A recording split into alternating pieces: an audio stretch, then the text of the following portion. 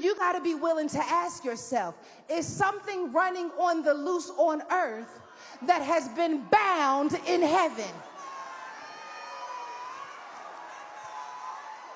Is there something running loose in your family that could never run loose in heaven? Is there something running loose in this country that could never run loose in heaven? Because God says, I'm going to make sure my people have keys to bind on earth what has been bound in heaven. I don't think the angels walk around depressed. I don't think the angels walking around feeling inadequate, but it's running loose on earth. But somebody got keys to bound what's loose on earth so that it can be bound the way it's supposed to be bound in heaven.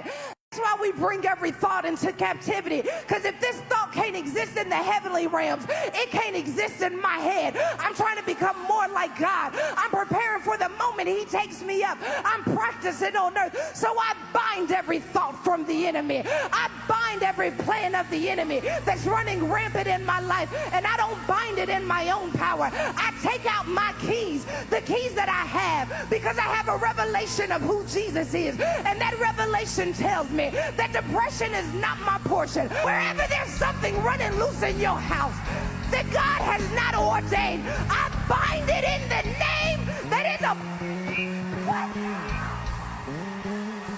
in the name that's above every other name. I don't even know what it is, but I know that the Holy Spirit is making intercession on my behalf. So Holy Spirit, bind it. Lust, addiction, bind it up. Fear, bind it up. Pain, bind it up. Suicidal thoughts, bind it up. Whatever you bind on earth will have already been bound in heaven. I dare you to.